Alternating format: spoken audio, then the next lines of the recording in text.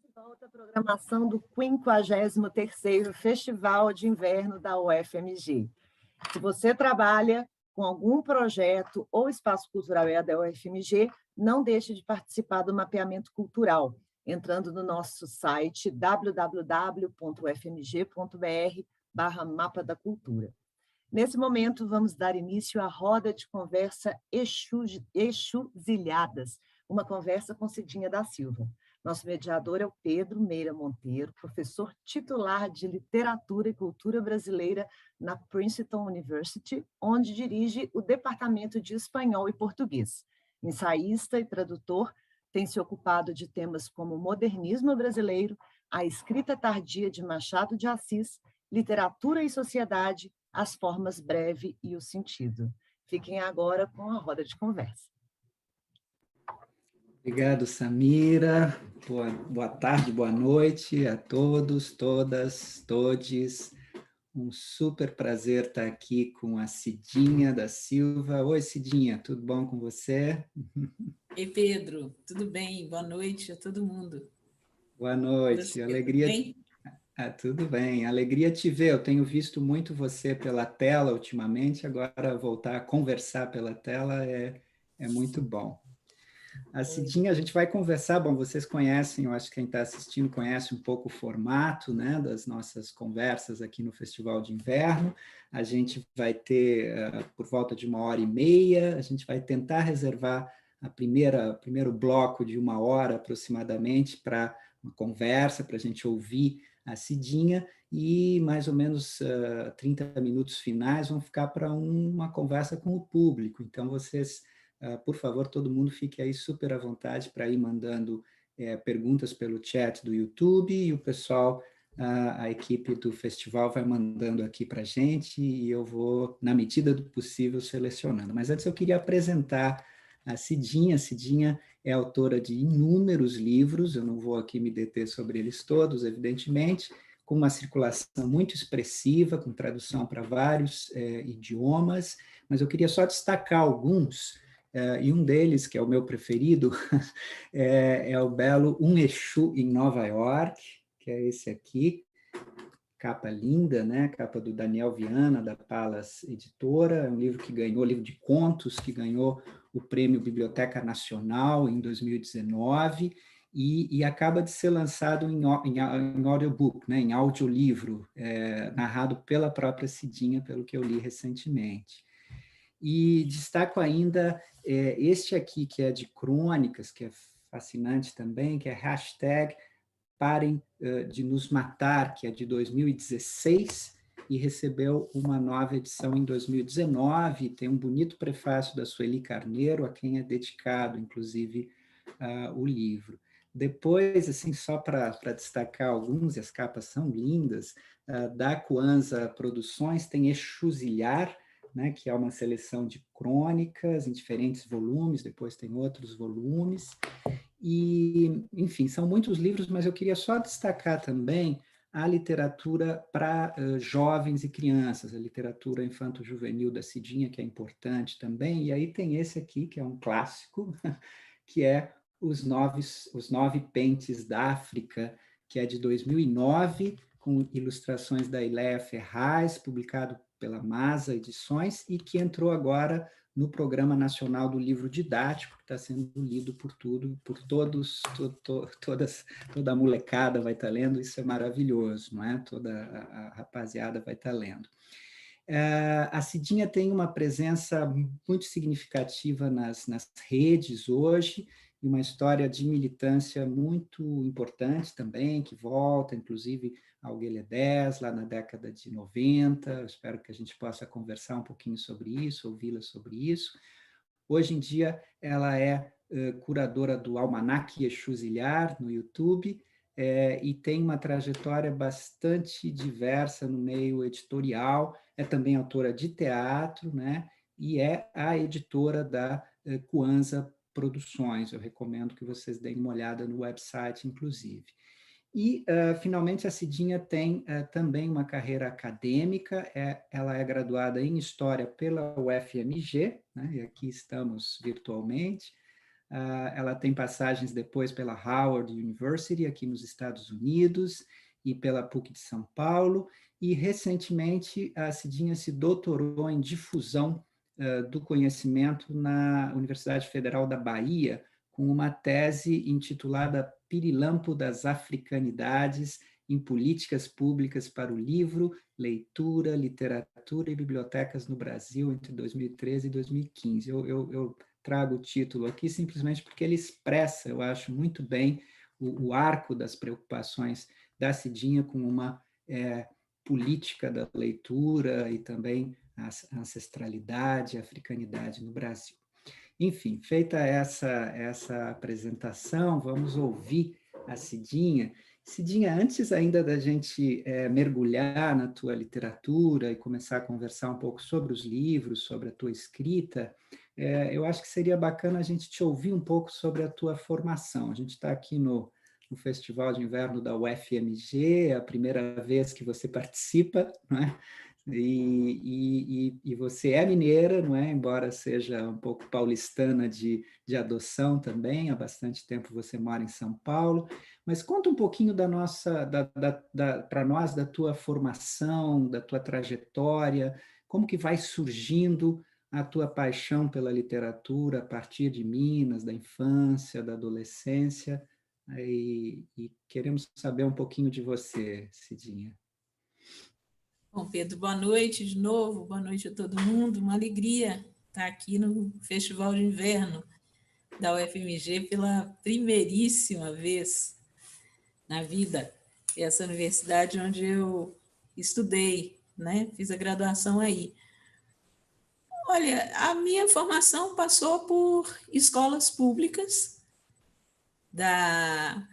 do jardim de infância à universidade. A universidade não é no período que eu estudei, nos anos 90, né? Me formei no iniciozinho de 90, não era uma coisa tão comum. Naquele período, pessoas negras, a gente estudava até o ensino médio na universidade, nas escolas públicas, e no ensino superior a gente ia para as faculdades particulares, né? Principalmente aquelas as quais a gente podia pagar. Então, é um pouco excepcional para alguém da minha geração, isso de ter estudado em escolas públicas do jardim de infância até a conclusão da graduação, não é? E tive a sorte de ter salas de leitura e bibliotecas escolares em todas as escolas pelas quais eu passei, né? Isso me possibilitou o acesso à leitura, à literatura, desde cedo, né? As escolas, para as pessoas de baixa renda, são referências importantes, né? Para o acesso aos bens culturais, né? Para muita gente, a escola se não o único, um dos únicos acessos possíveis, né? Por isso também a escola pública precisa ser tão bem cuidada, porque para muitas pessoas ela é a única referência mesmo. E foi nessas escolas, na passagem da antiga quarta para a quinta série, que eu conheci os cronistas mineiros, Drummond, Fernando Sabino, Paulo Mendes Campos, e quando os conheci em coletâneas, né, eu fiquei interessada em ler os livros deles, né, os livros autorais, e busquei esses livros, e esse encontro com a crônica despertou o meu interesse de criar as minhas próprias histórias. E isso eu exercitava nas redações do colégio, né? Então, esse é o princípio, assim, e sempre nesse período li muito, né, até a conclusão do ensino médio, sempre livros dessas bibliotecas escolares, depois da biblioteca pública, Luiz de Bessa, lá na Praça da Liberdade, em BH, né? É isso. E que interessante, porque isso vai iluminando um pouco a tua paixão pela crônica, né? Eu acho que é uma coisa que a gente pode conversar daqui a pouquinho também, né? Dos teus contos, a crônica, que às vezes a gente não sabe muito bem se é um conto ou uma crônica, e em parte a força, né? Eu acho que está aí. Mas, enfim, queria daí te perguntar, ainda no plano aí biográfico, e por que história daí? Se você estava apaixonada pelos cronistas mineiros, por que você resolveu fazer história? Eu, na verdade, comecei a fazer um curso da área de biomédicas. Hum, E aí fui vendo que aquelas disciplinas, biofísica, bioquímica, citologia, histologia geral, genética e evolução, embriologia, fui vendo que aquelas disciplinas, que aquilo não era o que eu queria mesmo. E aí na UFMG mesmo, que eu estudei, no ICB, no Instituto de Ciências Biológicas. E então eu fui deixando o curso de lado, trancando disciplinas, até que abandonei mesmo, e estudei de novo, fiz vestibular, e quando eu ia fazer vestibular, quando eu ia me inscrever, eu fiquei em dúvida entre fazer letras e fazer história. E eu achava que no curso de letras, ignorância minha, eu achava que no curso de letras se ensinava a escrever. Eu achava que eu sabia escrever. E como eu achava que eu sabia escrever e eu tinha essa ignorância em relação ao curso de letras, eu achei que eu precisava estudar alguma coisa que me desse mais conteúdo, mais densidade. E por isso eu escolhi história, que era uma disciplina também que eu gostava muito, desde o ensino fundamental, né? Eu sempre tive um pendor muito grande para a área de humanas, mas sempre gostei muito e gosto hoje ainda, né? De ciências biológicas, biomédicas, né? Sempre tive um interesse grande pela área da saúde e então por isso a primeira escolha. E Cidinha, você como escritora, assim, em termos de treinamento, de profissionalização, às vezes tem essa ideia um pouco mágica, né? O escritor nasce escritor, a gente sabe que não é bem assim, né? E você é muito clara nas suas entrevistas em relação ao treino, ao trabalho duro, né? Que é escrever, que tornar-se escritor. Então, como é que você vai se tornando escritora? Qual é a trajetória aí que te leva de historiadora para uma escritora? Olha, eu comecei os meus 2 primeiros livros, que foram publicados pela Mas Edições, né, e de BH, que são o Cada Tridente em Seu Lugar e o Você Me Deixa, Viu? Eu Vou Bater Meu Tambor, que são 2 livros de crônicas. O primeiro, principalmente, o Tridente, né, eu o entendia como um prolongamento daquilo que eu fazia no ativismo político, né?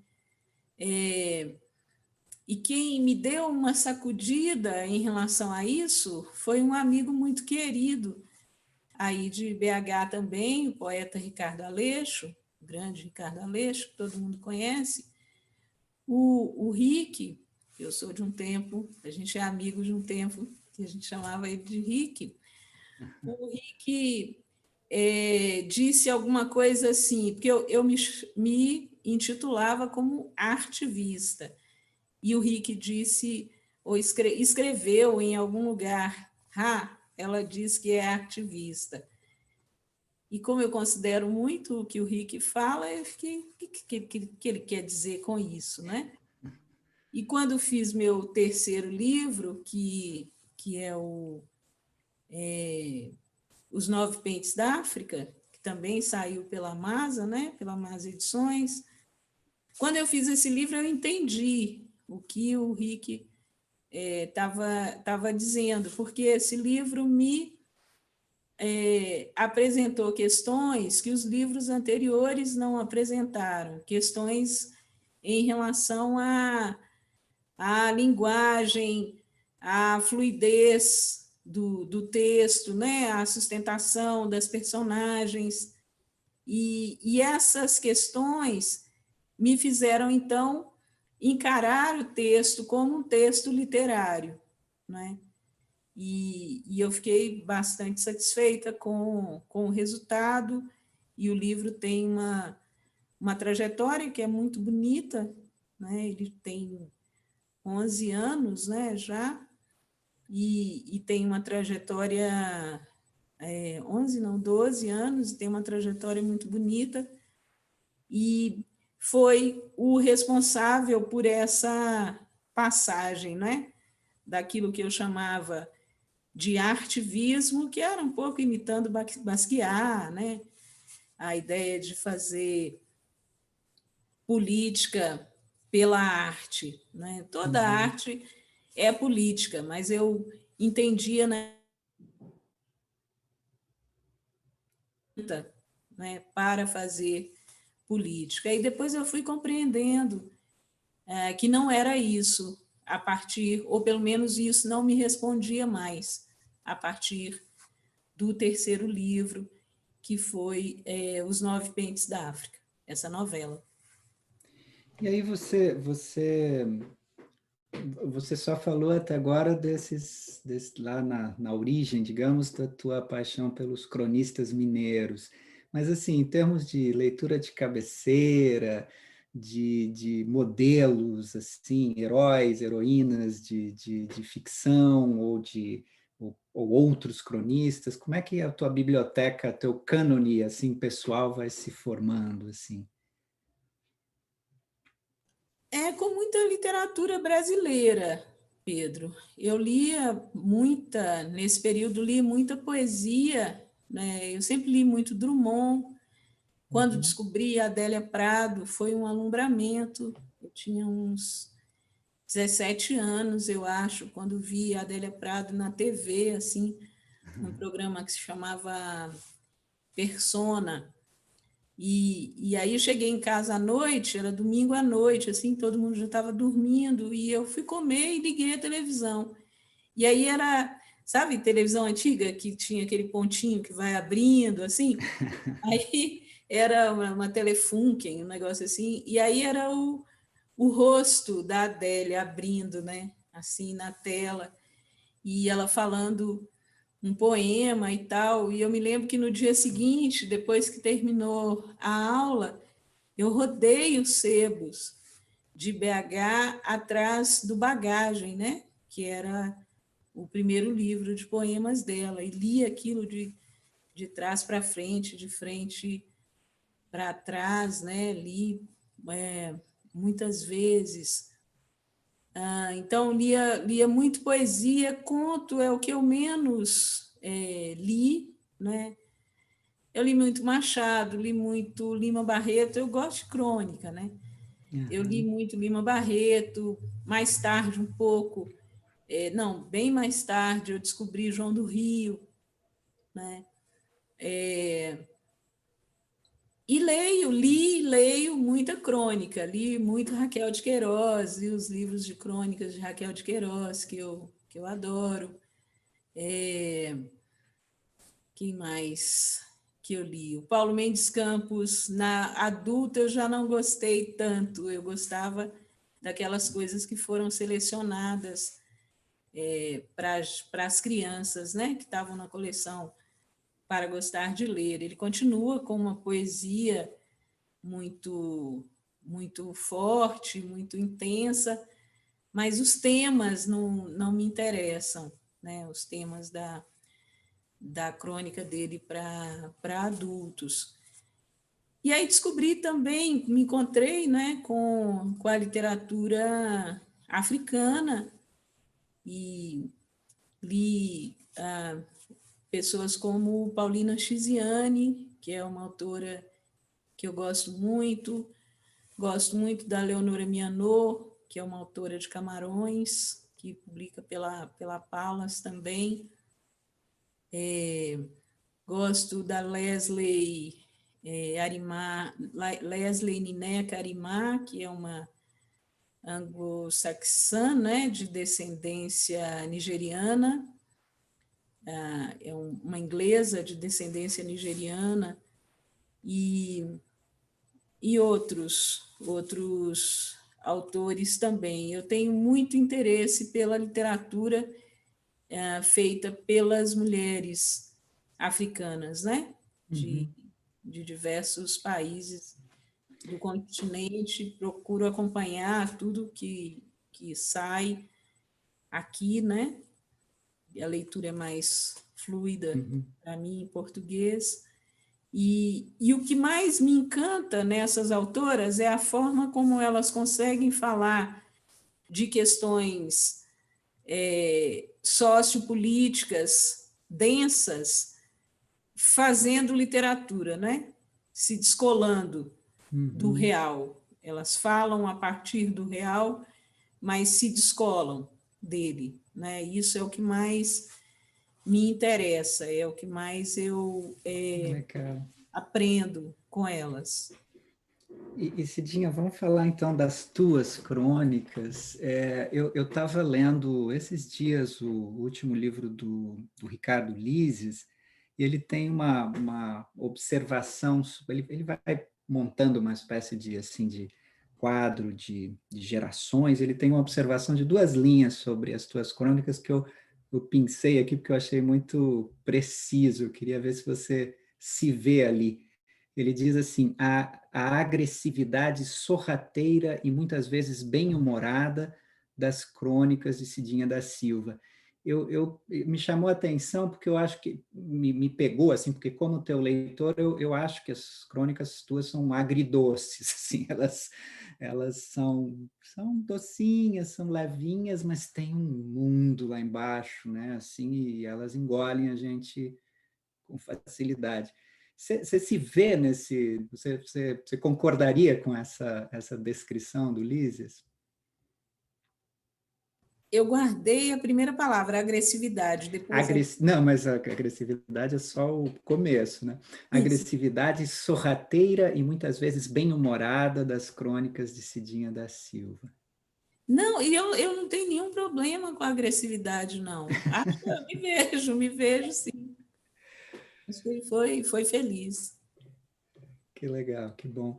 E falando disso, né? Você falou da tua paixão pelas crônicas e, ao mesmo tempo, a tua paixão por esse momento em que a gente sai um pouquinho da realidade e fica, ao mesmo tempo, conectado a ela, né? Quer dizer, quem é a narradora das crônicas? É a Cidinha da Silva ou é uma personagem Cidinha da Silva narradora? Eu acho que é uma personagem. Construir personagem é muito mais gostoso, né? Eu acho que tem muito da minha, na crônica, né? Tem muito da minha opinião sobre o mundo, do meu olhar, né? Para as coisas, mas é uma personagem, é uma construção que é amálgama de muitas coisas, de muitos olhares, né? Essa coisa da polissemia, da polifonia, me interessa muito trazer diferentes vertentes para um olhar, né? Diferentes ângulos para um olhar. E aí isso é uma personagem que olha, que multiplica, que traz as coisas diversas assim. Não sou eu, não. E onde fica a agressividade que você aceita, então? Tem um pouco de teatro nisso? Como é que é? Tem, acho que muito de instinto de sobrevivência, né?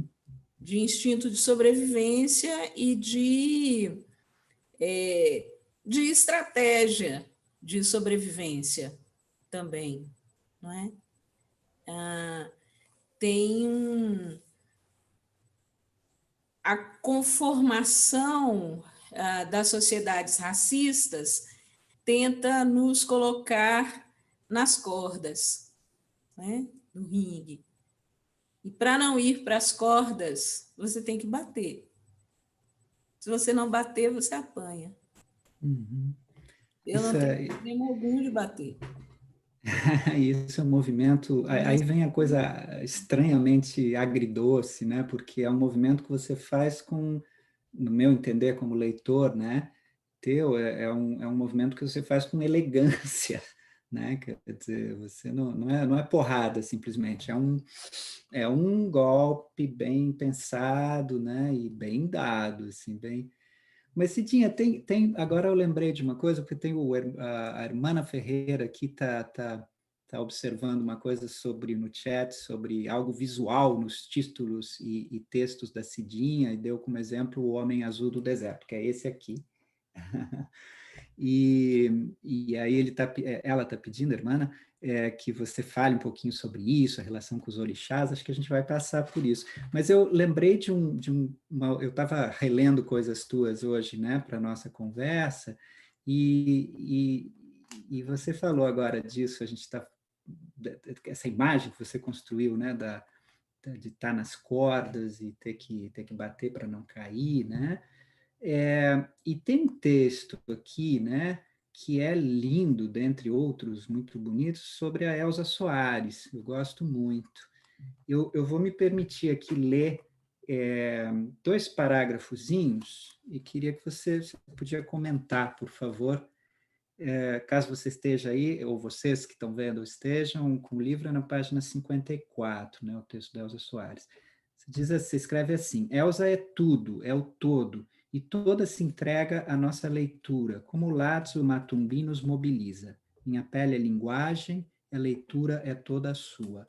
Elza é dona de nós, do melhor de nós, e por isso a amamos tanto, assim como amamos Mandela, o grande espelho da liberdade. Aí você diz: Elza sabe disso, e quando nos chama de irmãos e irmãs, é algo tão de dentro que nos religa com o sagrado que nos sustenta. E não se trata de religião, trata-se de bem-querer, amor universal, generosidade, sabedoria, perdão. Ela, para surpresa do nosso coração duro, perdoou as pedras e os apedrejadores que a perseguiram por décadas. E esse perdão para ela é atitude política, é sua entrega de amor à humanidade, é crença reiterada na transformação das pessoas. Como é que funciona o perdão aqui? Como é que funcionam junto perdão e, e, e luta, e briga, e golpe? Então, esse é o perdão da Elza, né?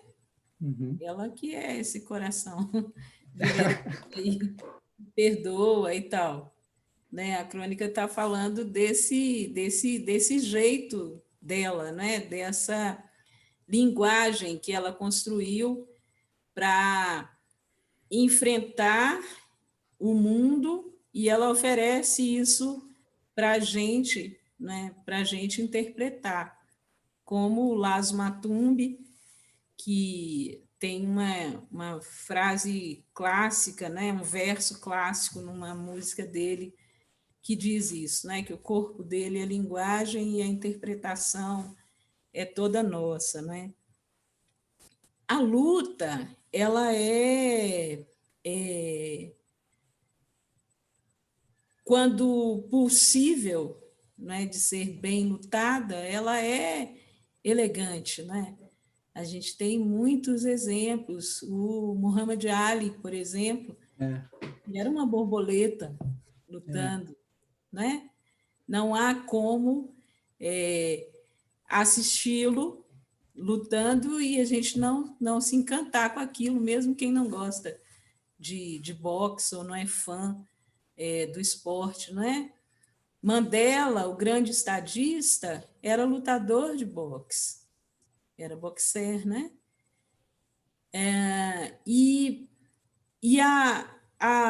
Eu fui uma praticante errática de capoeira Angola, né? Eu nunca fui uma boa jogadora, nunca, mas eu sei ler um jogo de Angola, né? E essa leitura, ela me ajuda na escrita, não é? Me ajuda nos movimentos do texto.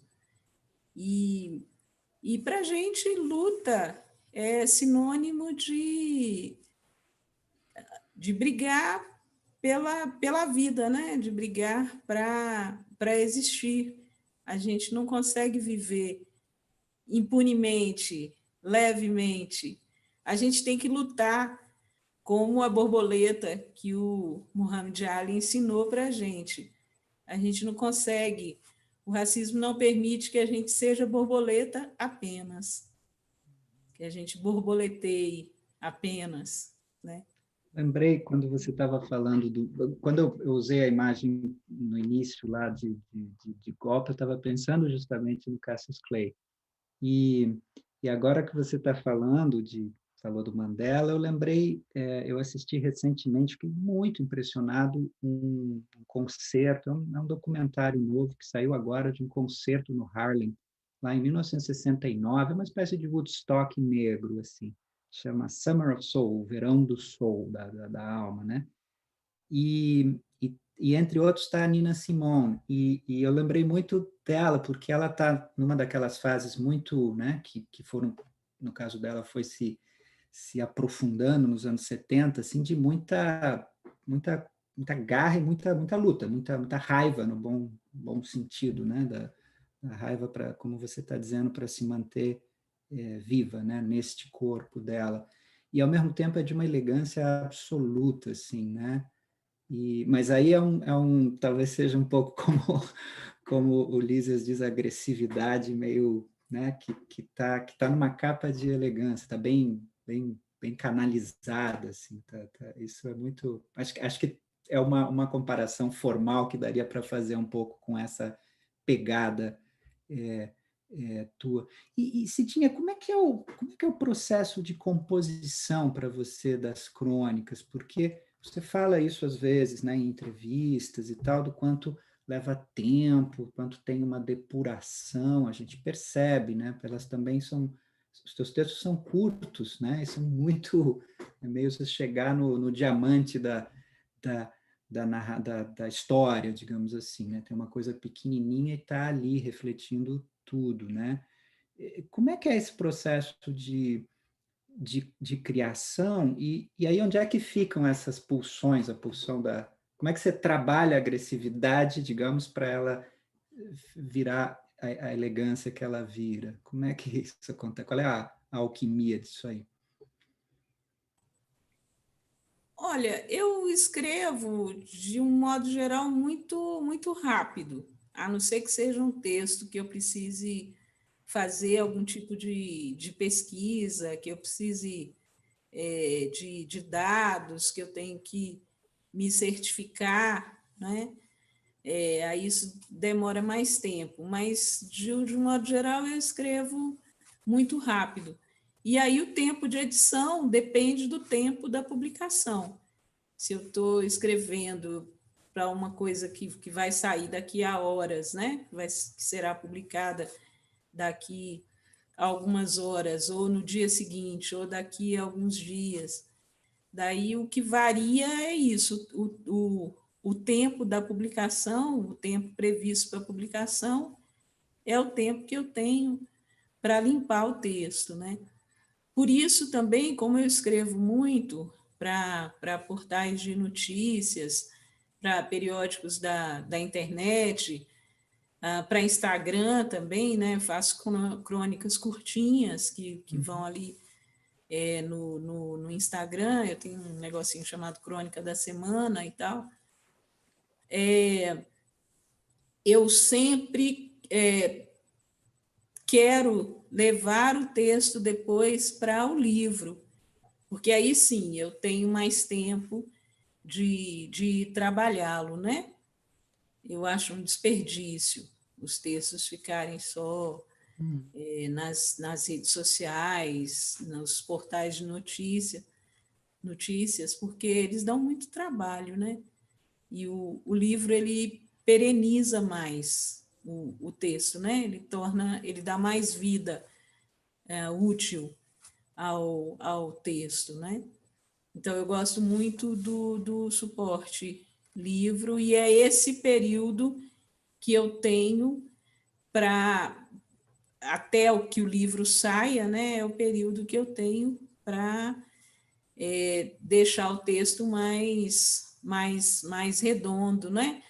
Tirar cacoetes que são do calor do momento, né? Uhum. Coisas que às vezes fazem muito sentido ali, naquela hora que elas foram escritas, que todo mundo está acompanhando aquela situação.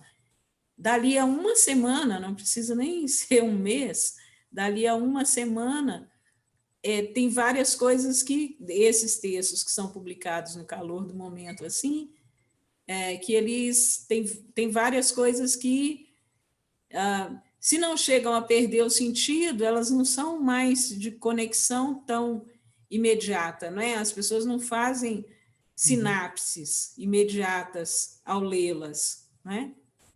E aí, esse período entre esse momento em que o texto foi escrito, publicado, e quando publicado no formato digital, né? E quando ele vai para o papel, esse período é o período de trabalhar e fazer esses ajustes.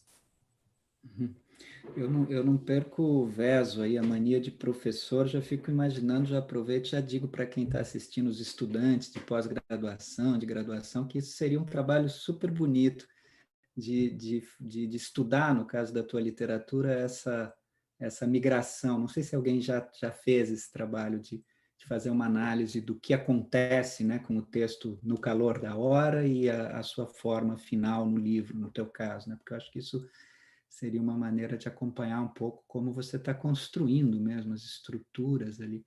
Eu tô achando engraçado porque ninguém mais, ninguém menos que o próprio Ricardo Lízias acabou de escrever aqui no chat, dizendo: a crônica da Cidinha da Silva é a melhor do Brasil contemporâneo, muito boa. Então eu vou começar a evocar outros autores aqui que vão aparecer provavelmente no chat.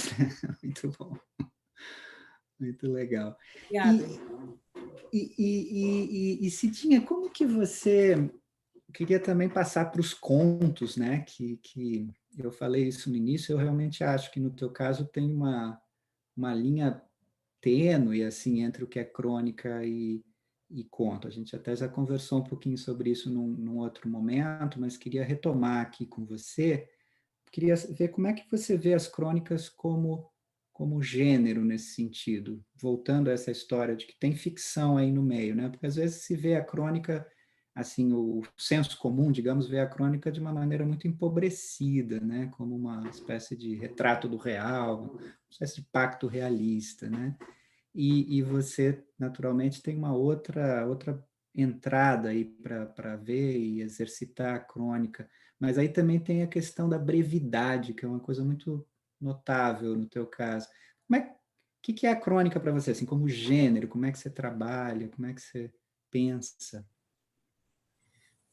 Eu considero a crônica um gênero muito charmoso e muito cheio de possibilidades, que permite a gente ir para várias direções, né? Se movimentar em várias direções. É um texto de movimento, né? A crônica é um texto de movimento, é um texto em que a gente se relaciona com o tempo de maneira mais intensa do que os outros gêneros, né?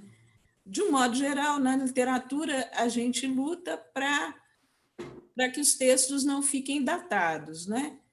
Mas com a crônica, esse risco é maior. Esse risco é maior pelos motivos que eu já falei um pouco antes, né? E esse desafio, ele é muito gostoso, de não deixar o texto limitado àquela situação, àquele momento que ele está abordando, sabe? Aquilo que ele está tratando, fazer com que o texto sobreviva. o meu livro O Margem, Reinventa os Rios, que é um livro de 2011 e que foi republicado esse ano, né? 10 anos depois. Esse ano não, o ano passado. Os Sobreviventes, que é um livro de 2016 e que está sendo reeditado agora, não é? 5 anos depois. Semana que vem ele deve chegar lá na Palas e aqui em casa também. A reedição de um livro de crônicas é algo que me dá muita alegria, sabe?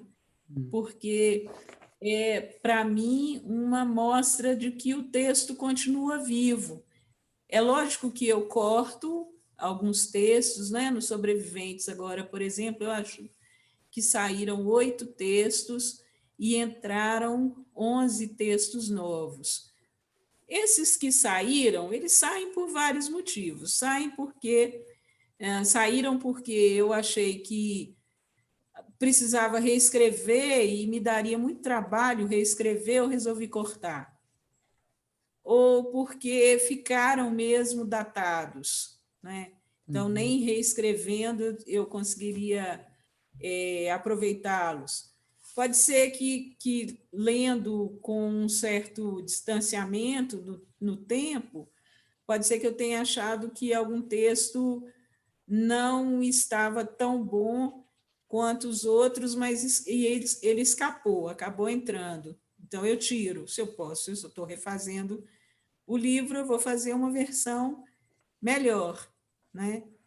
Mas a maior parte dos textos permanece, e isso me dá uma alegria muito grande, né? Porque a gente que é cronista tem esse desafio maior feito pelo tempo, a gente, né? A linguagem que a gente constrói, aquilo que a gente escreve, né? Então, a reedição de um livro de crônicas é algo que me alegra muito. Legal. Tem um comentário aqui que tem tudo a ver com o que a gente está conversando, sobre forma, eu acho, e essa questão de como você trabalha, né, a tua posição também como mulher negra, escritora, né? Que é um comentário da Eneida Maria de Souza, que é a colega, enfim, professora emérita aí da UFMG e é colega coordenadora também do projeto Minas Mundo, e ela está dizendo que tranquilidade ela é você, que tranquilidade ela demonstra ao falar de sua criação, sem alarde, sem querer se impor de forma agressiva, mas tem uma garra que emociona. Interessante, né, isso? E Cidinha, mas assim, só para fechar um pouquinho esse capítulo crônica, pensando assim, eventualmente nas pessoas que estão nos assistindo e que podem ser futuras e futuros escritores de crônica, por exemplo, estão interessados nisso, o que entra a questão da ficção, né? Porque uma coisa, eu estava, como eu disse no começo, eu estava relendo algumas coisas tuas hoje para a nossa conversa, e de novo me vem assim à cabeça o quanto nas tuas crônicas tem um trabalho de construção de cenas, né? Assim, muito precioso, né? Muito precioso no sentido de ourivesaria, digamos assim, né? E de uma coisa pequenininha, né? De uma coisa difícil de lidar e tal, que tem que lidar com delicadeza, senão o negócio desmonta, né? E tem cenas incríveis, assim, desde das crônicas mais com um referente mais imediato, quando você está falando sei lá, da Carolina Dickmann, quando você está falando da Fernanda Lima, quando você... Mas, por exemplo, nessa crônica em que é linda, né, sobre esse movimento no carnaval baiano, das pessoas que ficam fora, naturalmente, da festa dos bacanas ali, dessa coisa higiênica que são os blocos na Bahia e tal, né, que fica fora das cordas e tal, vendendo, e você vai varrendo um pouco essa paisagem quando acaba a festa, né, a criança que fica esperando, menina que fica esperando em cima da caixinha de cerveja ali, esperando aí a mãe vem e dá uma comida e fala, bom, amanhã a gente recomeça. Quer dizer, são pequenas cenas. A minha pergunta é assim, é uma pergunta que a gente tem que fazer se essa cena aconteceu ou não, se ela é real ou não. Até que ponto alguém que escreve crônica tem direito de inventar uma cena bonita? Olha, eu dou muita oficina, né, de crônicas. Tem uma até que começa a semana que vem. É uma oficina que se chama Chaves da Crônica, que está na 13ª edição. Se alguém quiser fazer, o que faz? É só botar no Google, vai achar? Ou você não Pode quer? ir no meu Instagram, o Tá, @Cidinha da Silva Escritora, que tem as informações todas lá. beleza. É semana que vem, dias 2, 4 e 6 de agosto. E as inscrições estão abertas ainda. Pois bem, qual que era? O que eu sempre digo Ficção, né? para Uhum. as pessoas é para ficarem muito à vontade para ficcionalizar.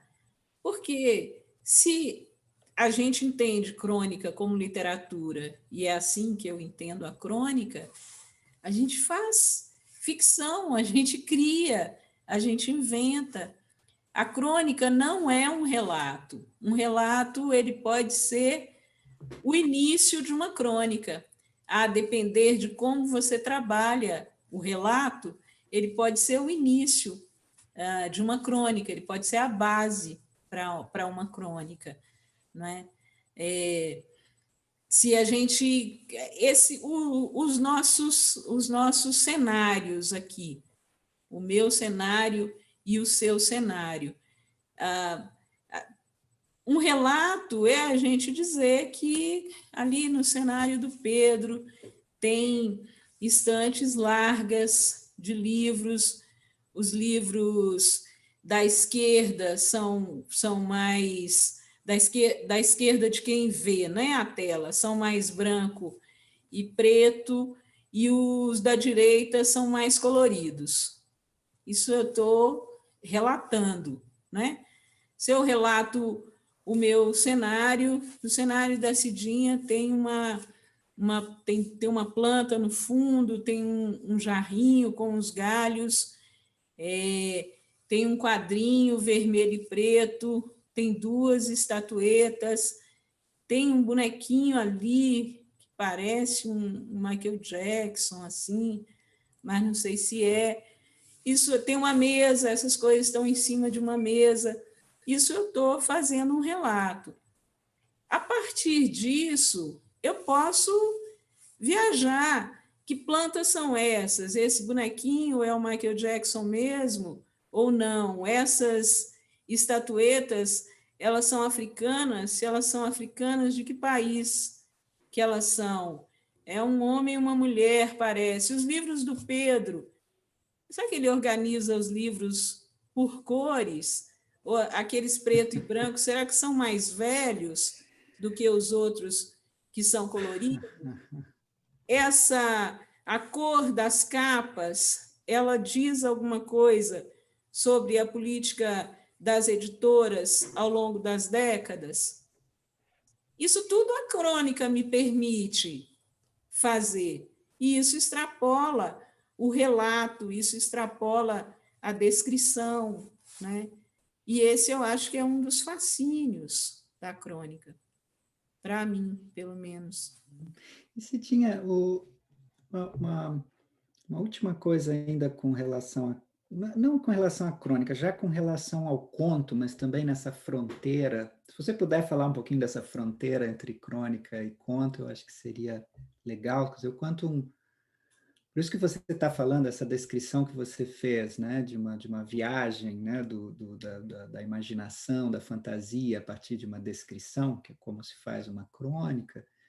Se você levar isso um pouco adiante e você começar a colocar bonequinhos que não existem aí na tua mesa, na tua prateleira, na tua estante, você está entrando num outro reino, né, que é o do conto, assim. E você tem uma opção por contos curtos, né? Às vezes até chega perto daquilo que a gente mais ou menos poderia chamar de microconto, né? Da onde vem isso? E isso tem uma relação com a crônica? Quer dizer, os teus contos, por que os teus contos são curtos? Eu acho, Pedro, porque que são curtos, porque tem uma coisa comum na minha escrita, seja que gênero for, que é uma busca de uma economia. O meu texto não é um texto que se estende ao infinito, assim, né? Eu não costumo ser daquelas pessoas que escrevem, escrevem, escrevem. Eu tento fazer uma coisa mais enxuta. Essa é uma busca para mim, o texto mais econômico. E para fazer tanto contos quanto crônicas, o texto curtinho me desafia mais. Eu considero um desafio grande e importante dizer as coisas que eu quero dizer com poucas palavras ou com palavras precisas para aquilo que eu quero significar, né? Então, por isso, os textos curtos.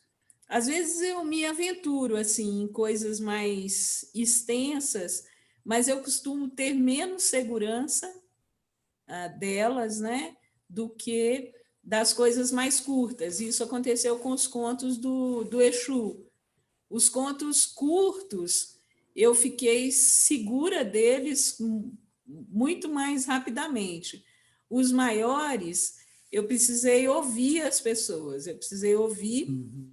meus leitores críticos, né? Aí, quando eles disseram, tá legal, eu acreditei. E os curtos, eu já achava que estavam legais por mim mesma. Eu não precisei dessa resposta, não é, das pessoas. Então, eu não escrevo contos curtos porque a cronista influencia a contista. Não por isso. Escrever curto é algo que faz parte da minha, ou tem feito, pelo menos, parte da minha proposta estética até esse momento. Pode ser que eu mude, né? Mas Você eu não tinha gosto. um romance em mente, assim? Tenho alguns. E agora que eu terminei o bendito doutorado, é possível que eu desenvolva alguma das ideias. Ah, que legal. Aí, Então no tem uma futuro próximo. escrita, enfim, aí é outro jogo, né? Eu Outro imagino que estádio. eu nunca escrevi um romance, né? Eu imagino que seja, que muitas coisas vão mudar quando eu estiver escrevendo um romance. Mas eu queria falar ainda nessa Uhum, história de conto e crônica, né, que você tinha perguntado lá no início. uhum. Esses bonequinhos que podem aparecer, que podem ser inventados, eles cabem na crônica também. O que eu acho que não cabe na crônica é a invenção que esses cronistas aí os cronistas retrógrados, conservadores, inventam uma realidade, a realidade das fake news, por exemplo, né? Isso, para mim, no meu entendimento, não cabe na crônica. Esse tipo de invenção, né? O que delimita a minha invenção são parâmetros éticos, né? Isso delimita a minha invenção, a minha criação, não é? Esses parâmetros, eles definem os marcos, né? De até onde eu vou, para onde eu vou. E dito isso, essas personagens inventadas na crônica, elas são um charme, elas dão mais cor, elas dão mais luz para a crônica. No conto, não. Essas personagens, se estão lá, precisam ser bem estruturadas, precisam ser redondas, precisam ficar em pé, né, sobre as próprias pernas, se sustentar, caminhar com segurança. E a outra característica, que acho que para mim difere os dois gêneros, né, é que, e isso eu aprendi com Lígia Fagundes Telles, no conto você não entrega tudo, você não pode entregar. Tem uma coisa muito legal que eu li uma vez, né, ela dizendo alguma coisa assim, que o conto era sobre a árvore, mas atrás da árvore tinha uma pessoa. É. Daí vem o mundo, né?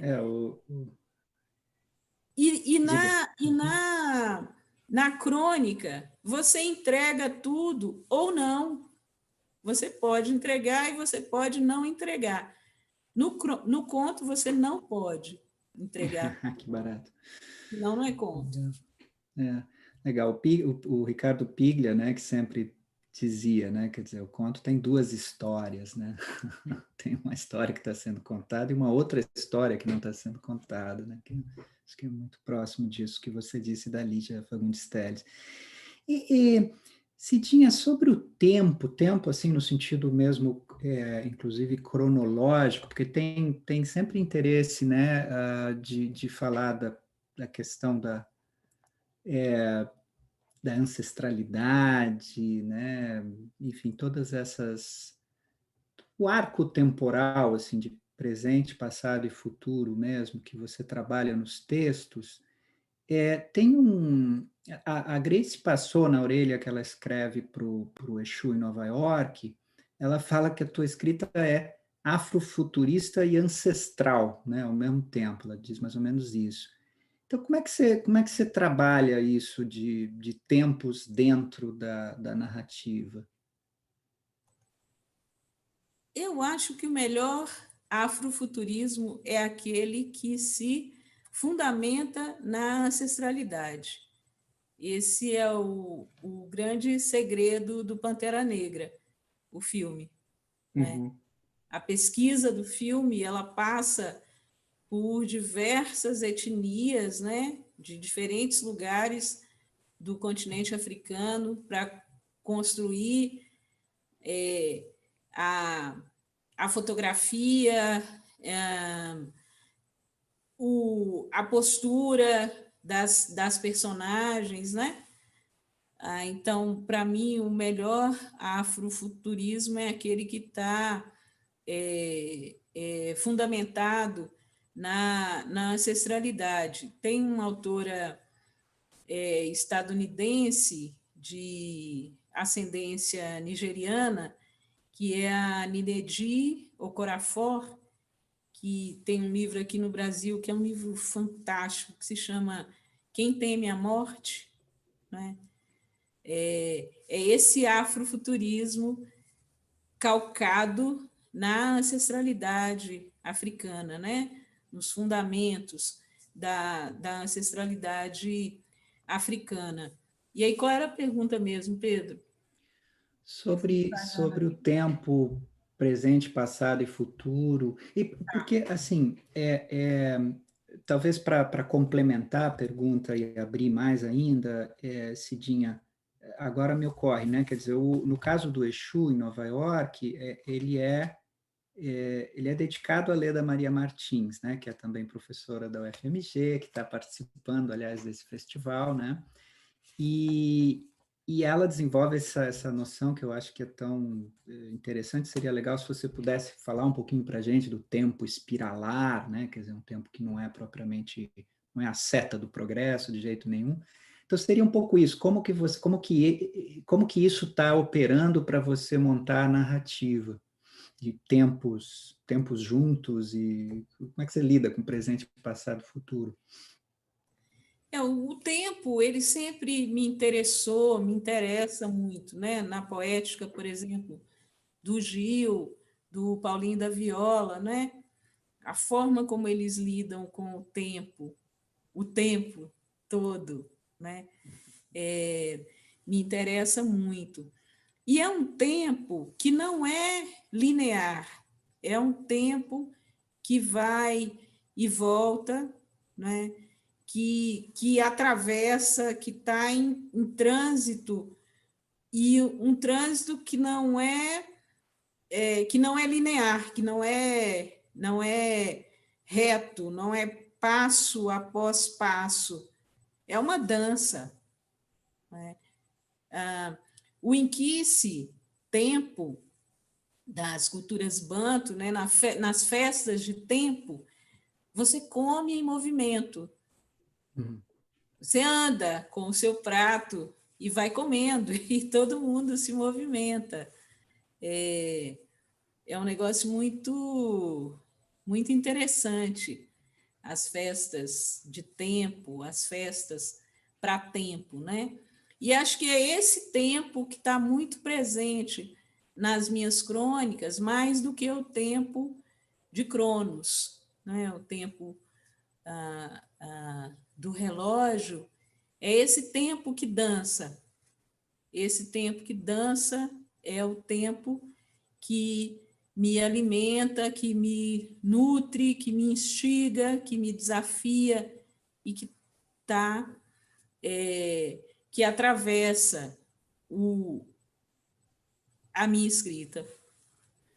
Então, como é que a gente situa a ancestralidade, que é um conceito, uma palavra tão forte, tão importante aí? A ancestralidade não é passado? Não, não é passado. A ancestralidade, o processo de ancestralização é o processo pelo qual passam as pessoas que já se foram, que já saíram desse plano e que são importantes, que foram importantes para a comunidade. Então, são as pessoas que ficam, que reivindicam a ancestralização dessas que se foram. Nem todo mundo que se foi se transforma em ancestral. Se transforma em ancestral aquelas pessoas que tiveram importância para a comunidade. E elas continuam a zelar pelas pessoas que ficam e pela vida na comunidade, né? Isso que é o processo de ancestralização, né? Que as pessoas se tornam ancestres. E isso, essa noção de ancestralidade, esse contato com outras dimensões, e essas dimensões nos protegendo, nos guardando, criando as condições para que a gente consiga atravessar o tempo, né? Isso nos fundamenta, a nós que viemos de culturas tradicionais como as culturas africanas, né? Está muito presente também nas culturas indígenas. Isso se manifesta o tempo todo, no aqui e agora, na criança que nasce, na criança que cresce. A ancestralidade ela está imbricada no jeito que a gente tem de viver, de se posicionar na vida e de fazer a roda da vida se movimentar. Legal. Isso dá acho que um bom gancho para a gente falar um pouquinho agora desse teu trabalho, esse de artivista, que gerou lá do Ricardo Aleixo, aquela reação. Essa junção, né, entre a autora de literatura exigente, né, e a ativista, né? Tem deixa eu ver se eu acho que Não Parem de Nos Matar, no prefácio da Sueli Carneiro. Deixa eu ver se eu acho aqui. Logo depois que ela fala da tua passagem pelo Gueledés, etc., que você poderia falar um pouquinho, contar para a gente, né? Acho que é importante, sobretudo para o pessoal mais novo, né? Entender o que foi essa trajetória, né? O que foi Gueledés lá na década de 90. Mas logo depois ela diz assim, a Sueli Carneiro falando de você: a literatura já se impunha como um chamado a ser atendido com a mesma urgência daquela que conhecemos quando estamos sob coação de orixá e que somente a feitura resolve. Assim, me parece, foi sua entrega, ela está falando de você, né? Foi sua entrega à literatura, que me fez temer que a talentosa escritora subsumisse ou inviabilizasse a intervenção sociopolítico-cultural de uma das lideranças emergentes mais destacadas de sua geração. Porém, longe de evadir-se de suas origens e compromissos de ativista, haveremos ampliar sua intervenção em contextos mais amplos e firmar-se como formadora de opinião para diferentes públicos, como atesta a sua presença na web e nas redes sociais. E é nesse território que podemos encontrá-la exercitando todas as suas potencialidades de pensadora negra. A escritora e a militante, elas são amigas, são irmãs siamesas, são irmãs que brigam entre si, que se amam, são a mesma, como é que é? Eu não sou militante de nada, essa é uma leitura da Sueli, né? Que ela tem toda autonomia e legitimidade para fazer, mas não é assim que eu me defino. Eu venho de uma escola política, que é a escola Sueli Carneiro, que tem uma das lições importantes, que é a seguinte, que a gente precisa fazer o que precisa ser feito. A gente deve fazer o que precisa ser feito, né? O que precisa ser feito são livros como o hashtag Parem de Nos Matar, Os Sobreviventes, um outro livro que eu tenho que se chama Racismo no Brasil e Afetos Correlatos. Isso precisa ser feito. Então eu faço, eu escrevo, porque eu me formei nessa escola política, né, que diz que a gente deve fazer o que precisa ser feito. E ontem mesmo, Pedro, eu estava assistindo uma aula de um curso e era uma moçada jovem que estava lá assistindo o curso também, e as meninas começaram uma menina dizia assim para a professora,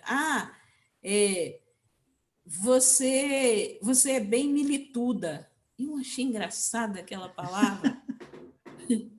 E aí, depois, uma outra falou, eu também sou milituda. Então, tem hoje, além dessa dissociação que eu faço, né, da ativista que eu fui, para a escritora que eu sou, para a intelectual pública que eu sou, além disso, dessa militância do meu tempo de juventude, né, tem uma coisa hoje que é uma gramática em torno, são digressões, né, a partir dessa expressão militância, militante, que são muito empobrecedoras. Como assim? Como essas meninas que estavam dizendo esse negócio aí, que elas são muito militudas. E aí você pensa assim, você se pergunta assim, mas qual é a fundamentação dessas pessoas? Quem são as referências delas? É uma moçada que tem se formado politicamente a partir da web, das discussões que são travadas na web, e é ali que elas são militantes, militudas, né? É a partir desse ecossistema que são as redes sociais, né? Uhum. Então, disso, então, eu estou a quilômetros Pois é, de... mas a gente, como é que... Eu tendo a concordar de coração com você, quer dizer, e até imaginar que a literatura é um antídoto a esse lado mais quadrado, digamos assim, da milituda, né? Vamos dizer, da falta de nuances, né? Que tem alguém que se forma politicamente hoje a partir da web. Mas, assim, a gente está num ambiente de guerra de informações, um momento não preciso entrar aqui e qualificar, todo mundo sabe o caminho, né, anticivilizacional que a gente está tomando, a gente já não sabe mais se já foi o golpe acontece todos os dias, né, e por uma série de razões, para além da pandemia, a gente sabe que o corpo negro é né, é um receptáculo dessas forças, né, e é o que sofre primeiro, digamos assim, né. Aí como é que a gente faz? Como é que a gente pode ter utopia, Cidinha? Como é que a gente pode pensar em a tua tese, por exemplo, que é justamente sobre, e aliás é uma tese escrita em cartas, né? E é uma tese sobre leitura, sobre política de leitura. Como é que você vê a formação de uma geração que seja militante e ao mesmo tempo tenha o senso das nuances, assim? Como é possível essa mágica hoje em dia? Eu entendo a formação política como foi a minha. As pessoas precisam estudar, né? Precisam estudar a atuação das lideranças, o que as lideranças escreveram, precisam escolher suas lideranças e aprender com elas, né? Eu, muito jovem, escolhi Sueli Carneiro para me fazer a pessoa que eu queria ser. E passei anos ao lado dela, aprendendo, né? Sendo testada, fazendo as coisas que eu precisava fazer para ser quem eu queria ser e para atender também aquilo que ela definia como o meu papel, né? Eu acho que tem algo que é muito empobrecedor, né? Discussões como essa história de colorismo. Isso é uma importação burra dos Estados Unidos. O colorismo faz muito sentido nos Estados Unidos. Aqui, se a gente tivesse entendido a ideologia do branqueamento, a gente não estaria discutindo colorismo. E eu fico vendo os danos disso, né, na psique das figuras mais jovens. Esse final de semana eu estava acompanhando um trabalho aí, lendo os trabalhos de umas pessoas e comentando, e duas meninas negras muito afetadas por essa história de colorismo, elas diziam coisas assim: não, porque eu não sei o que eu sou, né? Ou até pediam desculpas por ser quem são. Eu sou negra, não, mas eu sou de pele clara, mas eu não posso dizer isso. Eu dizia: olha, o que eu aprendi lá no início dos anos 80 era o seguinte: quem é negro no Brasil? Negro é quem se identifica como negro ou quem é tratado como tal. Vocês estão nessas duas situações? Ou numa das duas? Ah, sim, nós estamos nas duas. Então, vocês são negras, gente, para de bobagem. Mas tem os totens falando de colorismo e a meninadinha dançando a cabeça. Elas são discriminadas como negras, mas elas estão pensando: será que eu posso ser? Eu não tenho mais saúde nem interesse para acompanhar esse mundinho, sabe? Esse tititi, essas coisas que, em fim de contas, destroem a cabeça dessa moçada, né? Essa moçada adolescente, essa moçada jovem, fica muito perdida, né? E eu passei boa parte da minha juventude num processo que me interessava encarar essas situações, produzir alternativas, informar as pessoas. Hoje eu escrevo, eu tenho interesse em escrever. Tudo que eu tenho de melhor para dizer está escrito. E se as pessoas quiserem ler, pode ser que elas encontrem coisas ali que são interessantes para elas. essa coisa de como é que a gente constrói uma utopia, também não tô ligada, Pedro.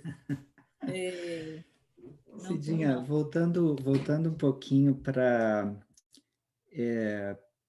a gente tem 10 minutos só, então vamos tentar aqui dar uma fechada. Tem duas perguntas, uma da Elisa Sasaki, Masai Sasaki, que é uma professora de cultura japonesa da UERJ. Ela está perguntando, a ancestralidade está relacionada... Você estava falando da ancestralidade, né? Está relacionada à memória? E aí o Arcádio Dias Quinones, que é um colega aqui de Princeton, professor emérito aqui, que vai estar, aliás, vai estar amanhã numa conversa no festival, às 4h30, se não me engano, ou às 4 horas. Eu queria muito que você conhecesse o Arcádio em algum momento, Cidinha, acho que vocês vão se dar muito bem. E ele disse, excelente, aí falou da imagem do tempo e da dança, né, que você usou, e pergunta, diversas temporalidades coexistem, né, num presente? Sim, sim, coexistem, como os tempos, né, das pessoas de diferentes idades, né, alguém que é bem mais velho convivendo com uma criança ou com um jovem, são tempos muito distintos, né? O tempo dessa história de ativismo político mesmo, hoje as pessoas fazem política pelo Twitter. Antes você fazia panfletos, fazia mosquitinhos que mobilizavam as pessoas para reuniões, as coisas todas aconteciam presencialmente. E em algumas instâncias elas continuam acontecendo assim, mesmo com o Twitter, mesmo com esse tipo de comunicação online, né? Que é também muito impositiva, porque as pessoas não são todas, muita gente não domina isso, não sabe como se movimentar nesse mundo, não consegue movimentar nem o celular, né? Você tem pessoas altamente tecnológicas e pessoas analógicas convivendo juntas, misturadas. Isso mescla, não é? As temporalidades, as inserções que a gente tem no mundo, os enraizamentos que a gente tem, isso define temporalidades diferentes também, né? E elas convivem nesse tempo que a gente está vivendo, ora em conflito, em guerra, ora conseguem conversar, né? E sim, a ancestralidade está muito relacionada à memória, né? Àquilo que a gente guarda, aquilo que a gente constrói a partir do que foi, a partir do que nos embasa, a partir dos lugares dos quais nós viemos, né?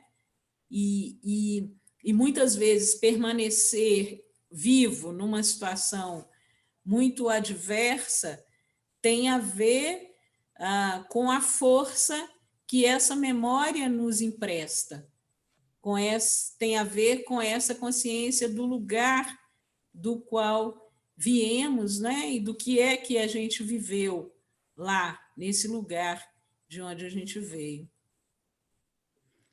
Marcos Cidinha, a gente Alexandre. está... Marcos Alexandre dizendo, maravilhoso te escutar, obrigado por ser parte da minha trajetória. A Rita Santos, lá em cima, falou, Cidinha, a universidade precisa de profissionais como você. Lá no início, o Sérgio Araújo falou da Mas Edições, Maria Mazzarello tem papel importantíssimo na divulgação da escrita afro-brasileira. Como a gente está quase terminando, tem alguma coisa que você... Muitas coisas ficaram de fora, evidentemente, mas tem alguma coisa gritando aí que você acha que a gente devia dizer, que você quer trazer nesses 5 minutos, Cidinha? Eu acho que eu não respondi, você perguntou sobre o tempo espiralar da Leda, né? E eu Que eu acho que tem a ver com essa questão das temporalidades também coexistindo. Sim, e eu fico sempre, a Leda é das intelectuais A Leda é a primeira intelectual negra, né, que eu conheci quando tinha 19 anos aí em BH, e eu tenho pela Leda uma admiração muito grande, que é pública, né, que eu digo a ela, que eu digo nos meus livros, que eu digo em diversas situações, e vou confessar aqui para vocês, a Leda me inibe. Então, eu tenho muita dificuldade de falar de qualquer coisa do pensamento da Leda, que eu acho que é das coisas mais sofisticadas que eu já me deparei na vida, né? O pensamento da Leda é muito sofisticado, a escrita da Leda é sofisticadíssima, né? Durante muito tempo, eu me orientei por uma coisa que era, tem um livro da Leda que é o que eu mais gosto, que é o Afrografias da Memória, e eu lia aquele livro e pensava assim, se um dia na vida eu conseguisse escrever alguma coisa, um parágrafo que tivesse, que se aproximasse, né, do refinamento da escrita da Leda, que eu poderia morrer feliz. E a Leda, que sabe disso, e é uma pessoa muito generosa, um dia ela leu um capítulo, no aeroporto, ela leu um capítulo de um livro que eu escrevi, e ela sabe a importância que ela tem para mim. A Leda me telefonou para dizer que tinha gostado do texto, que o texto estava bom. Você sabe que aquele foi um dia que eu ganhei na vida, né? Foi um acréscimo no meu tempo de vida. Eu ganhei com aquele telefonema da Leda. Então, é assim, eu me sinto inibida para falar de qualquer coisa que a Leda tenha escrito, tenha pensado, por medo de falar bobagem ou falar algo muito pobre que não passe perto da densidade, da sofisticação do pensamento dela. A Leda é uma pessoa que a gente precisa ler, né? Precisa ler tudo que ela escreve.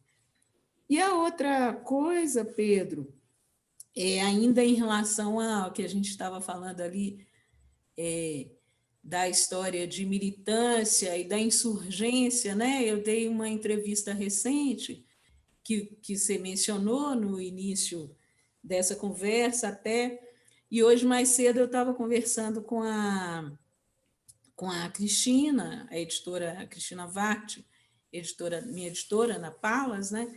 E ela me escreveu para falar da entrevista, que ela tinha gostado, que estava legal e tal.